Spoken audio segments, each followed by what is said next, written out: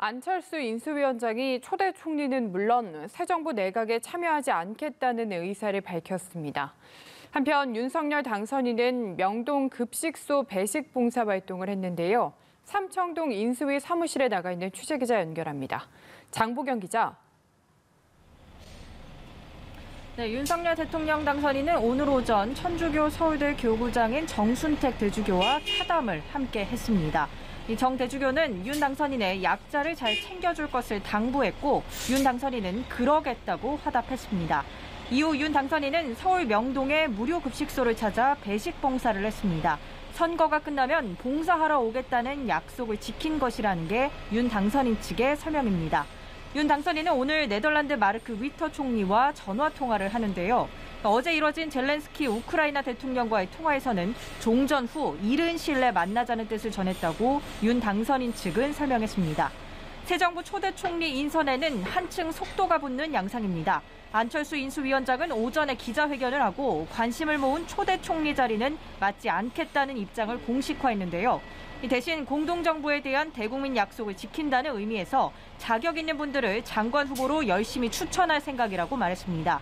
자신이 직접 내각에 참여하지는 않는 것이 윤 당선인의 부담을 더는 것이라는 설명입니다. 안 위원장은 또 재충전 시간이 필요하다면서 당의 지지 기반을 넓히는 그런 일들에 공헌할 수 있는 바가 많다 생각한다고 추후 당권 도전 가능성을 내비치기도 했습니다. 초대 총리로는 한덕수 전 국무총리, 김한길 인수위 국민통합위원장, 임종용 전 금융위원회 위원장, 최준경 전 지식경제부 장관 등의 이름이 오르내리고 있는데 이르면 이번 주말 내정자가 드러날 수 있다는 관측입니다. 네, 그렇군요. 오늘 인수위는 공수처와 간담회를 가졌죠. 어떤 이야기들이 오갔습니까? 네, 말씀하신 대로 인수위는 오늘 공수처와 간담회를 진행했습니다. 윤 당선인의 공약인 공수처법 24조 폐지와 관련해 어떤 의견을 주고받을지가 주목받았는데요. 공수처법 24조는 다른 수사기관이 인지한 고위공직자 범죄를 공수처에 통보해야 하는 의무와 사건 이첩 요청권을 규정한 조항입니다. 인수위는 간담회를 마친 뒤 사건 이첩 요청권은 공수처장의 자의적 행사가 우려되고 공수처 통보 및 수사 개시 여부 회신 조항 역시 명확한 기준이 없다는 점을 지적했다고 밝혔습니다. 이에 공수처는 국민 기대에 미흡했던 부분을 성찰하고 있으며 견제 장치를 마련하겠다고 밝혔다고 전했습니다. 인수위는 공수처의 통신자료 조회 무차별적 행사 문제도 지적했습니다.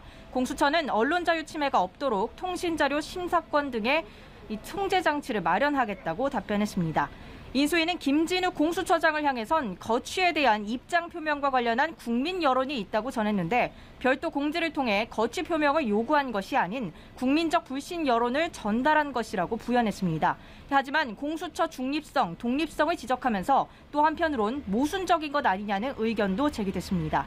한편 안철수 인수위원장은 여성가족부 폐지 공약과 관련한 의견을 수렴하기 위해 여성단체들과 만났습니다.